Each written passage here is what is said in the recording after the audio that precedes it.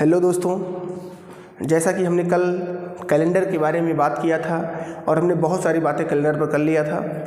आज प्रयास करेंगे कि कैलेंडर का हम क्या कर दें, काम तमाम कर दें, जिससे कि आपके यूपीपी एग्ज़ाम में जो 2 से 3 क्वेश्चन आते हैं 4 से 6 नंबर के, आप उनको आसानी से कर लें। बस इसी उम्मीद के साथ आपके सामने हम आए हैं। आप वीडियो को लास्ट तक देखिएगा और इस चीज़ों को अपने दोस्तों तक भी शेयर करिएगा। ठीक है दोस्तों, लाइक करिए, शेयर करिए, सब्सक्राइब करिए। आइए, हमने कल बात किया था जिन सवालों को लेकर, आज फिर वहीं से आगे बढ़ते हैं सवालों को लेकर। हम कल जो हमने पढ़ा था, जैसे हम आपके एग्ज़ाम में आ जाए 31 दिसंबर 2013 को शनिवार है, तो 31 अक्टूबर 2007 को कौन सा दिन होगा। अगर ये सवाल हमारे एग्ज़ाम में आ जाए दोस्तों, तो कैसे करेंगे इसको, और अगर आप इसको सीख जाएंगे तो एक टाइप यहाँ पर हम और सिखाएंगे कि किसी भी दिन की तुलना करके आज से करके आप किसी भी डेट में जाकर उस तारीख का दिन आप आसानी से निकाल सकते हैं। बाकी हम डायरेक्टली भी आपको सिखाएंगे। तो इसके पहले हमने सीखा था जहाँ पर डेट बराबर रहती थी, डेट तो सन अलग अलग रहता था, फिर हमने सिखाया महीने अलग अलग रहते थे, फिर आज हम तीनों को अलग अलग है तब कैसे करेंगे। और हमने कल ही सिखाया था आपको कि कैलेंडर में अगर हम आगे जाते हैं तो प्लस करते हैं, पीछे जाते हैं तो माइनस करते हैं। तो सबसे पहले हम इसको निकाल लेंगे दोस्तों। अब दिसंबर है, यहाँ पर अक्टूबर है, तो पहले कौन आता है, अक्टूबर। तो 31 अक्टूबर में कुछ बचेगा ही नहीं, तो 0 बचेगा यहाँ पर अक्टूबर में।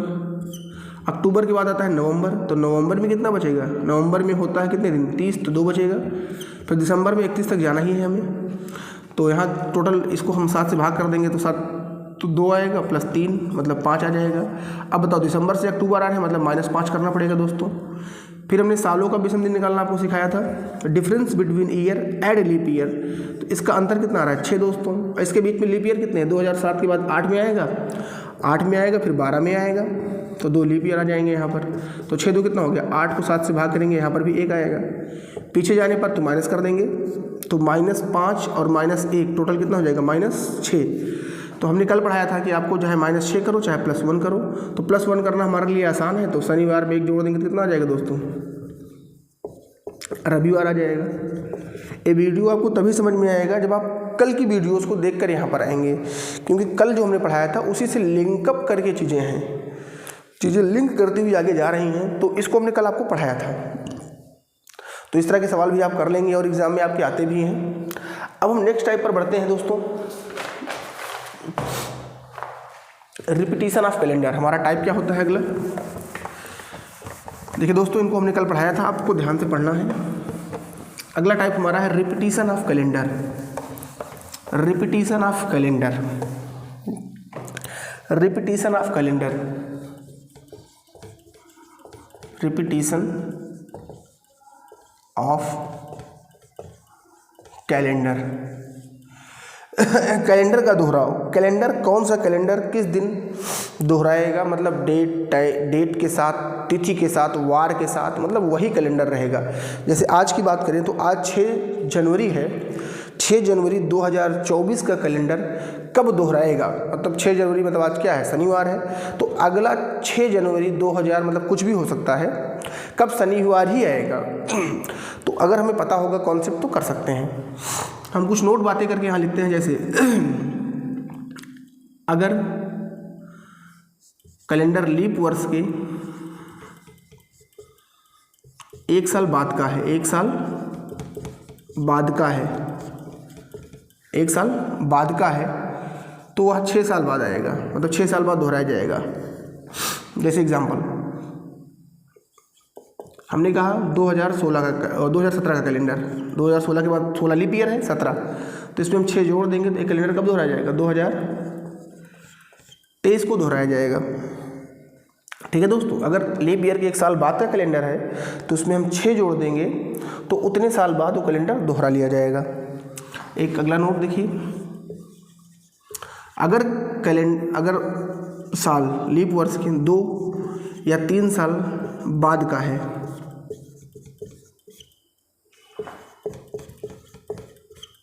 तो उसमें हम 11 जोड़ देंगे। क्या जोड़ देंगे, 11।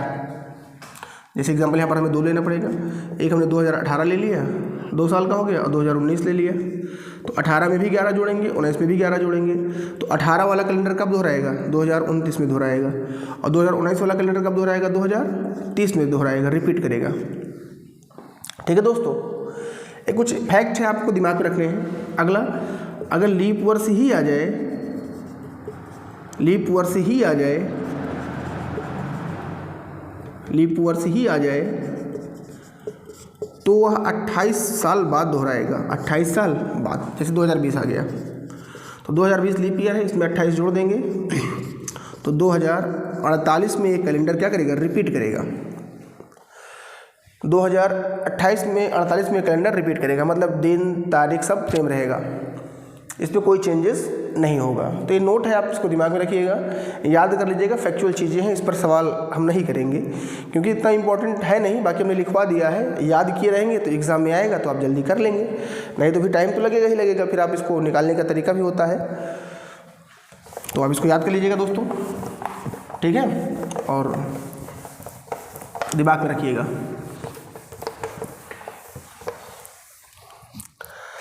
अगला टाइप हम पढ़ेंगे, आपको पता है हमने कल पढ़ाया भी था आपको इसके पहले वाले वीडियोस पर भी। एक कॉन्सेप्ट हमारा छूट जाता है, आपने पढ़ा होगा कि अगर नॉर्मल ईयर है, नॉर्मल ईयर होता है तो उसका पहला दिन और अंतिम दिन बराबर होता है। चलिए इसको हम नोट के माध्यम से समझते हैं। आप इसको पढ़े होंगे कि नॉर्मल ईयर का पहला दिन बराबर होता है किसके? अंतिम दिन के बराबर होता है। अब अगर यही लीप ईयर होता है तो एक दिन ज़्यादा होता है। फिलहाल ये सब कैसे होता है इसको हम समझ लेते हैं। पहले आपने पढ़ा होगा कि ईयर हमारे पास दो तरह के होते हैं, एक होता है नॉर्मल ईयर, एक होता है लीप ईयर। नॉर्मल ईयर में 365 दिन और लीप ईयर में 366 दिन होते हैं। अगर हम 7 से भाग करेंगे तो 7 5 35, 7 दूनी 14, 1 बचेगा। तो यहाँ विषम दिन कितना आएगा? ऑड डे कितना आएगा? 1। और यहाँ कितना आएगा? 2 आएगा, क्योंकि यहाँ ज़्यादा है। तो नॉर्मल ईयर में विषम दिन आता है 1 और लीप ईयर में कितना आता है? 2। तो इस बात को दिमाग में रखना है आपको। लेकिन हम इसको थ्योरेटिकल माध्यम से ना समझ के जो हमने इसके पहले पढ़ा है उस कॉन्सेप्ट से करने का प्रयास करेंगे। जैसे एक सवाल हमने आपको दिया, हमने कहा 1 जनवरी 2001 को मंगलवार था। देखिए कोई भी दिन हो सकता है, हमने एक सवाल समझा रहे हैं। तो अगर कोई पूछ ले आपसे 31 दिसंबर 2001 को कौन सा दिन होगा, तो हम कोई दिक्कत नहीं, देखो उसको हम समझ लेते हैं आसानी से। अगर हमें 1 जनवरी का निकालना है तो हम 1 जनवरी 2002 का निकाल लें तो कोई दिक्कत होगी क्या? इससे एक कम कर देंगे, यहाँ पहुँच जाएंगे। तो अब देखिए ये तो दोनों बराबर हैं, यहाँ पर भी, यहाँ पर दोनों बराबर हैं।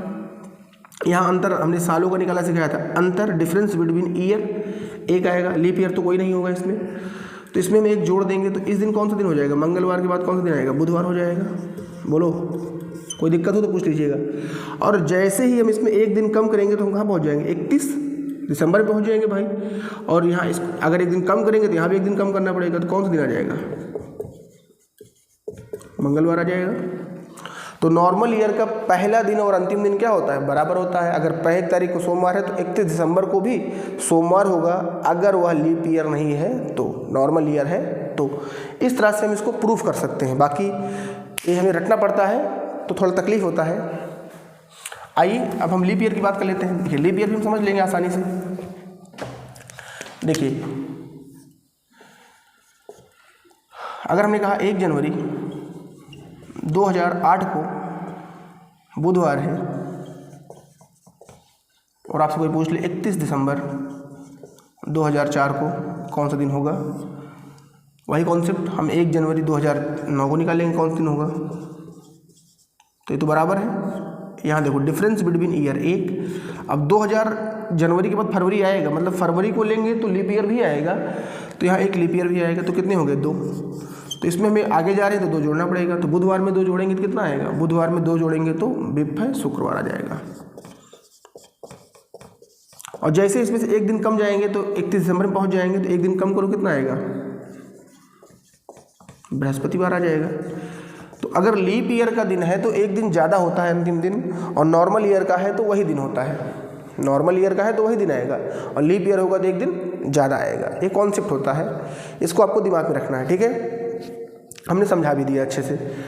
अब यहाँ से क्वेश्चन और बनता है एक टाइप का, जो लास्ट टाइप होता है हमारा। बाकी बहुत सारी चीज़ें हम पढ़ा सकते हैं इस पर, लेकिन एग्जाम में सवाल आने के चांसेस कम होते हैं।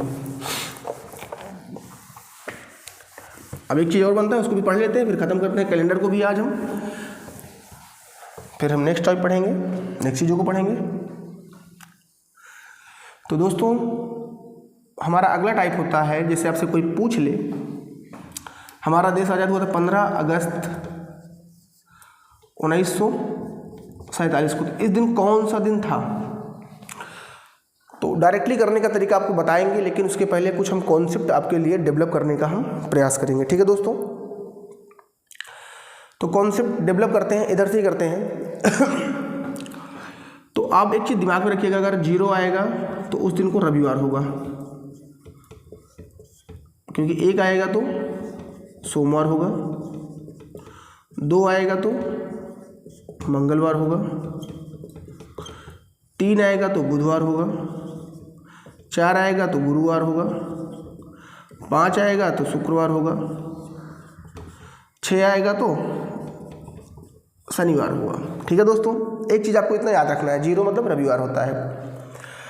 अब कुछ बातें और हम बनाएंगे और उधर ही लिखने का प्रयास करेंगे, लेकिन समझाएंगे इधर। जैसे आपसे अगर कोई पूछ ले 100 साल में कितने विषम दिन होते हैं, 100 साल में कितने विषम दिन होते हैं, तो एक समझा देते हैं। 100 साल में हमने सिखाया था आपको कि 24 लीप ईयर होता है, और नॉर्मल ईयर कितना होता है, तो 76 होता है। इसको हमने पढ़ाया है आपको पिछले क्लासेस पर। तो लीप ईयर में कितने विषम दिन होते हैं, तो 2 होते हैं। नॉर्मल ईयर में कितने होते हैं, 1। तो विषम दिन यहाँ कितना हो जाएगा, 48, और यहाँ कितना हो जाएगा, 76। दोनों को जोड़ लेंगे, टोटल कितना आ जाएगा, 124, और 7 से भाग कर देंगे तो कितना आएगा, 7 × 7 5 54, 7 57 4 5 बचेगा। तो 100 साल में कितने होते हैं विषम दिन, यही लिख देते हैं इसको भी हम। 100 साल में कितने विषम दिन होंगे, चलो इधर लिखते हैं साल, इधर ऑड डे। तो 100 साल में कितने होते हैं, 5। तो 200 साल में कितने होंगे, 5 दूनी 10, 10 7 से ज़्यादा हो गया, मतलब कितना होगा, 3।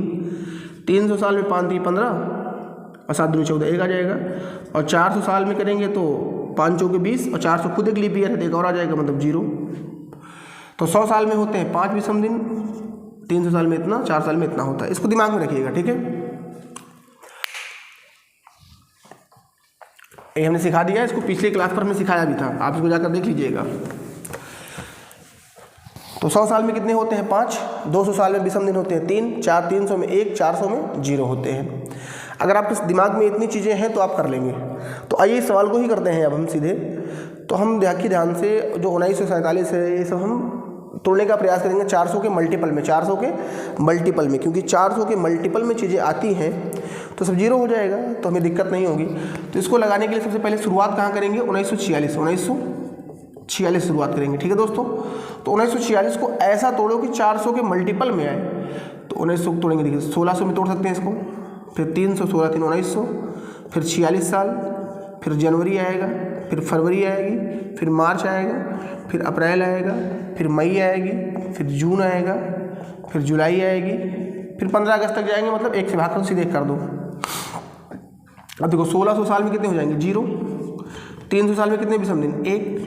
46 में तो 46 रहेगा ही रहेगा, लेकिन लीप ईयर कितना आएगा, तो 4 से भाग कर दो इसको। इसको भी सिखाया हमने, 4 × 4 कट जाएगा, 4 × 4 2 बचेगा, 11 आएगा। जनवरी में कितना होगा दोस्तों, तो 3 आएगा, क्योंकि 31 होता है। फरवरी में 0, मार्च में फिर 3 आ जाएगा, अप्रैल में 2, मई में 3, जून में कितना आएगा, 2, जुलाई में 3, अगस्त में 1 तक जाना ही है हमें। अब जहाँ जहाँ 7 देखिए उसको काट लो, या 7 से कटने वाला देखिए उसको काट लो।